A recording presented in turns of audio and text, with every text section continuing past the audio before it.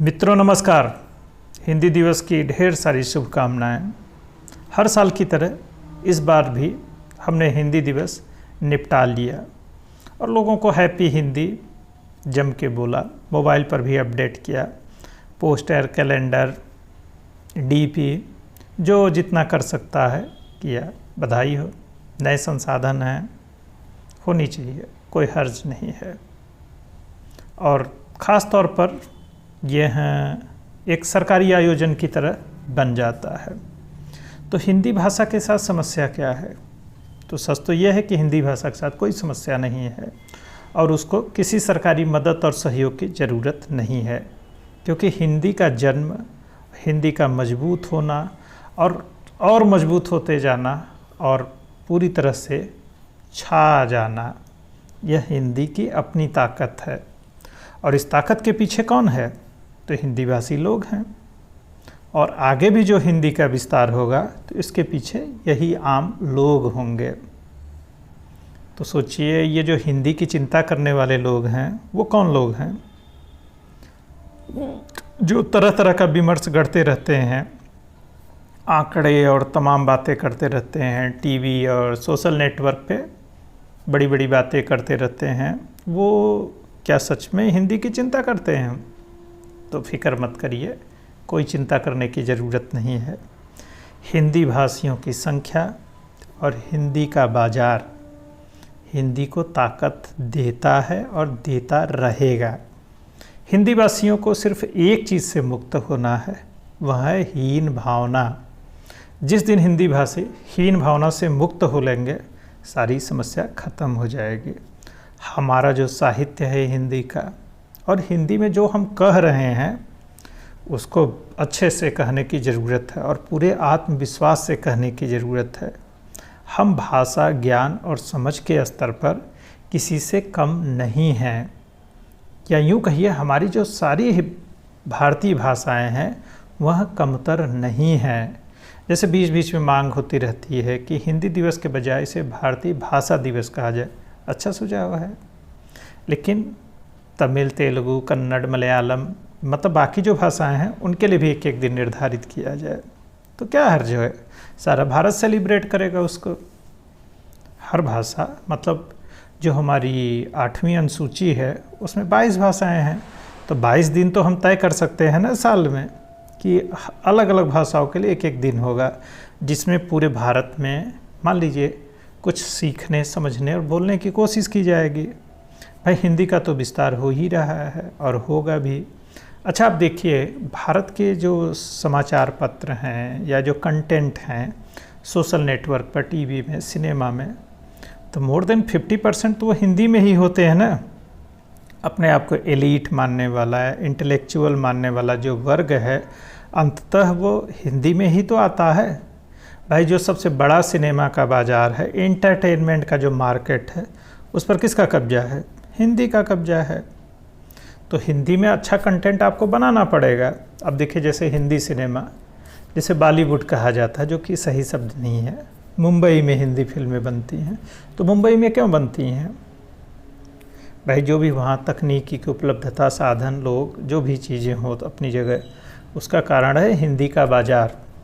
क्योंकि हिंदी जो है भारत में मनोरंजन का सबसे बड़ा साधन है और उसके माध्यम से जो पैसा कमाया जा सकता है, वह कोई भी मार्केट फोर्स का जो आदमी है वो छोड़ेगा नहीं। तो बाज़ार की ताकत ही ऐसी है कि अगर आपको सरवाइव करना है तो बाज़ार को फॉलो करना पड़ेगा।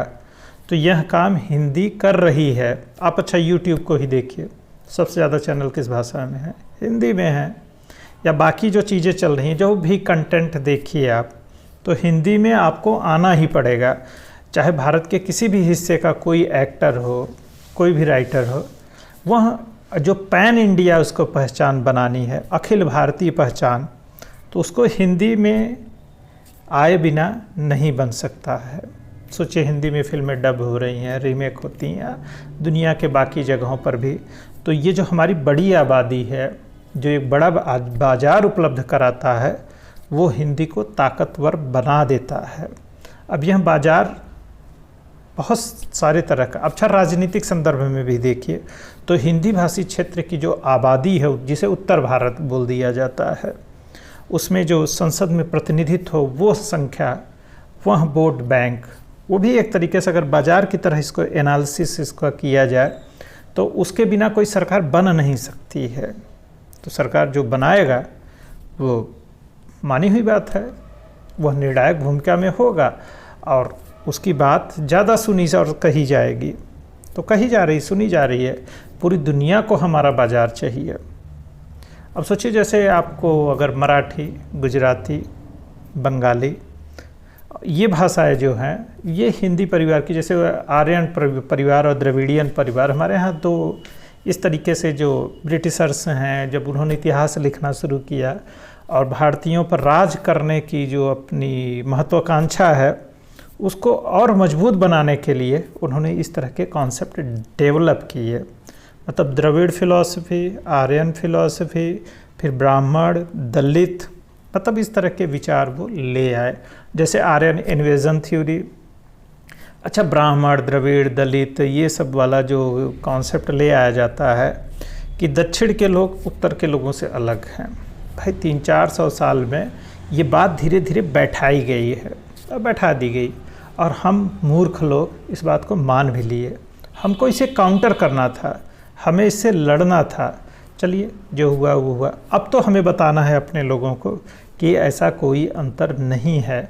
जिसे आप सनातन संस्कृति, हिंदू संस्कृति कह रहे हैं, मतलब हम हैं, इस बात में किसी हीन भावना, पछतावा या गलत होने जैसा बोध नहीं होना चाहिए।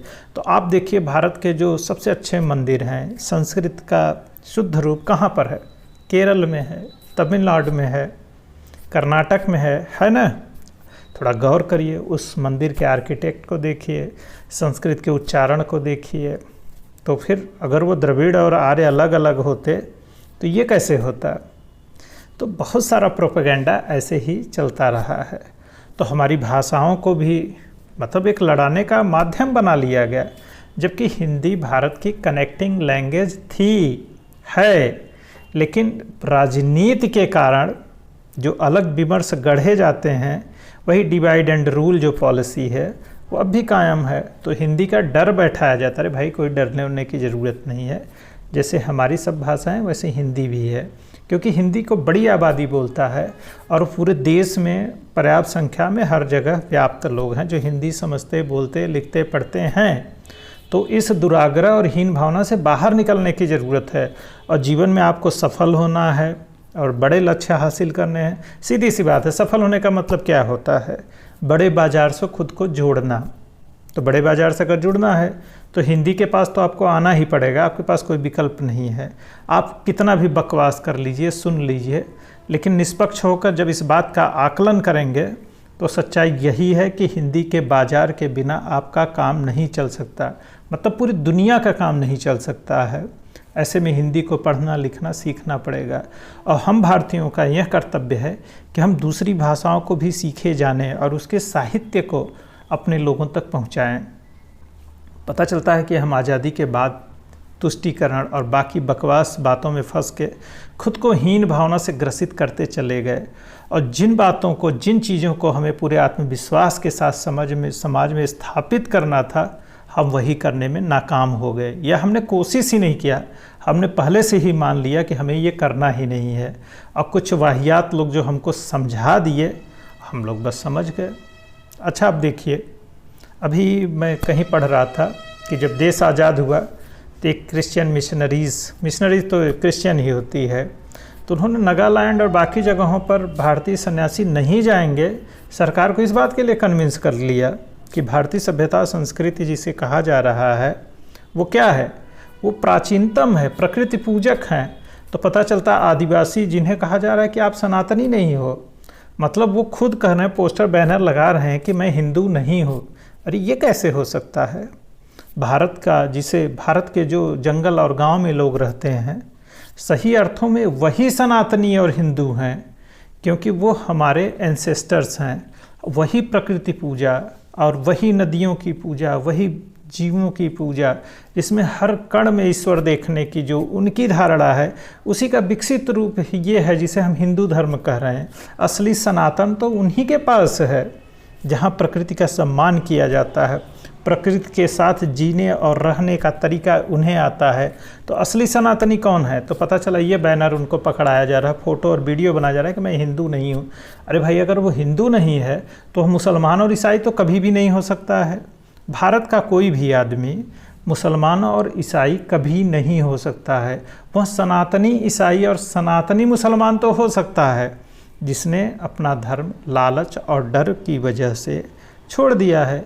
लेकिन उसके पूर्वज यहाँ के जो सनातनी हैं, जो हिंदू जिन्हें आप कह रहे हैं, वही लोग हैं। तो अगर भाषा को भी विकसित होना है, उसको सम्मान के साथ देखना, जोड़ना है, तो सभ्यता, संस्कृति, भाषा, कपड़ा, खान पान सब एक दूसरे से जुड़ा होता है। उसके साथ गर्व अनुभूति का होना अति आवश्यक है कि हम अपनी सभ्यता, संस्कृति और भाषा पे गर्व करें और हम अपनी कहानियाँ खुद कहें, बनाएं, दिखाएं, समझाएं लोगों को। अब देखिए, ये यूट्यूब और सोशल नेटवर्क के आ जाने की वजह से मैं भी अपनी बात कह पा रहा हूँ। ऐसे ही बहुत सारे लोग बहुत ही सशक्त शब्दों में अपनी बात कह रहे हैं। अब जैसे लीजिए कुमार विश्वास, मनोज मुंतशिर, बहुत सारे ऐसे लेखक हैं और मुखर वक्ता हैं जो बड़े ही शानदार शब्दों, गायन, वादन और विजुअल इफ़ेक्ट के साथ अपनी बातें कह रहे हैं और नवयुवकों को जोड़ रहे हैं। तो हमें भी हर मंच पर अपनी बात कहनी है, अपनी सभ्यता, संस्कृति की गर्वानुभूति को लोगों तक पहुंचाना है, तभी हम भारत बन पाएंगे। ईसाई या मुसलमान होने में कोई हर्ज नहीं है, लेकिन भारतीय सभ्यता और संस्कृति के साथ जुड़ा रह के हम अरब और रोम की सभ्यता और संस्कृति भारत में नहीं ला सकते हैं। भारत का जो अतीत है, जब हम अतीत में जाएंगे तो हम किसे पाएंगे? महावीर, बुद्ध, इन्हीं को तो पाएंगे।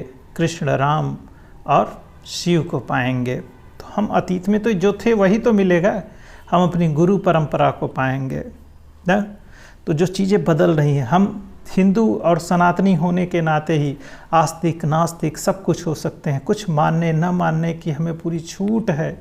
हमें पूजा पद्धति, ईश्वर गढ़ने की छूट है। हम मंत्र रच लेंगे, हम किसी एक खांचे में नहीं बंधेंगे। और सोचिए, हिंदी का मतलब क्या है? रामचरितमानस होता है। हिंदी का मतलब रामायण होता है। हिंदी का मतलब राम होता है। हिंदी का मतलब कृष्ण होता है। हिंदी का मतलब शिव होता है। हिंदी का मतलब भारत होता है। तो ये भारत भाव से जब भर जाएंगे तो हिंदी को तो कहने के लिए राम की कहानी है, आपका शिव की कथा है, आपका कृष्ण की कहानी है, रामायण है, महाभारत है, उसको हिंदी में कहना है, उसको विजुअल देने हैं, उसको स्वर देना है, उसको संगीत देना है। आपके पास दुनिया को बताने, कहने, जताने के लिए कितना कुछ है। भगवत गीता पर सोचिए, कितने घंटों और कितने दिन लोग बोलते रहते हैं। एक एक श्लोक पर कितने घंटे वार्ता होती रहती है, चर्चा होती रहती है। तो आपकी ताकत तो ये है, अपनों को अपनी भाषा में व्यक्त करना है। तो हिंदी को हिंदी में ही तो व्यक्त करेंगे ना। हिंदी हैं हम, वतन हैं। जब ये बात आ रही है तो हम हिंदी हैं। अगर मलयालम साहित्य, अब अच्छा केरल का अगर कोई मुसलमान है, ईसाई है, अगर मलयालम में और केरल की संस्कृति, जो मलयालम संस्कृति है, जो मलयाली लोग हैं, उसको व्यक्त करेगा तो क्या व्यक्त करेगा? वो क्या ढूंढेगा? बंगला में अगर बंगाल को कहा जाएगा तो क्या कहा जाएगा? भारतीय सभ्यता, संस्कृति, अतीत को दर्शन अगर हम मलयालम में करें, तमिल में करें, तो क्या हर्ज है? कोई हर्ज नहीं है, लेकिन बस वो गर्व होना चाहिए। सोचिए, मलयालम के जब समझ में नहीं आती, उतना भाषा का ज्ञान मुझे तो नहीं है, लेकिन जब मैं मलयालम फिल्में देखता हूँ तो उसके जो संस्कृत के शब्द होते हैं तो बड़ी आसानी से समझ में आ जाते। इतने प्यारे प्यारे शब्द उसमें चलते रहते हैं। तो लगता है यार, भारत की असली भाषा तो यही है जो अपनी सभ्यता और संस्कृति से जुड़ी हुई है। जो मलयालम गाने चलते हैं तो हर लाइन में संस्कृत के एक तो बेहतरीन शब्द आ ही जाते हैं। तो मलयालम मतलब संस्कृत निष्ठ है। तो भारत की भाषा कैसे हुई? तो द्रविड़ कौन है भाई, ये तो बताओ। जब संस्कृत वहाँ की भाषा और पहचान में है तो हमें अपने आप पे गर्व करना है। बहुत सारा एजेंडा मॉडल भी है जो हमको अलग बताता है, तोड़ने की कोशिश करता है। सोचिए, जम्मू कश्मीर की राजधानी जो थी श्रीनगर थी ना। श्रीनगर का मतलब क्या होता है, कश्मीर का मतलब क्या होता है। अगर आप थोड़े से अर्थ देखेंगे तो किस तरह से आप भावुक हो जाएंगे, और भावनाओं में बहिए, ज़रूर बहिए, और उसको बताइए कि अच्छा बताओ भाई इसका मतलब क्या होता है, तो फिर ये क्यों है, ऐसे कैसे हो सकता है। सवाल पूछा जाए खुद से ही और जवाब भी खुद ही ढूंढा जाए, क्योंकि अब गूगल अंकल है ना, गूगल बाबा हैं, ढूंढ लीजिए, देखिए यही जवाब मिलेगा। तो आप राम के पास पहुंच जाएंगे, शिव के पास पहुंच जाएंगे, बुद्ध के पास पहुंच जाएंगे, कृष्ण के पास पहुंच जाएंगे। तो अतीत में ढूंढिए, हड्डियां यहीं गड़ी हुई हैं, मतलब जो जल जाती है ना उसके बाद भी यहीं रह जाती है, कहीं और नहीं जाती है। इसी की खाद पानी मिट्टी से बने हुए हैं, तो यहीं जन्मे हैं ना। तो हम ही भारत हैं, हम ही हिंदी हैं, हम ही हिंदुस्तान हैं।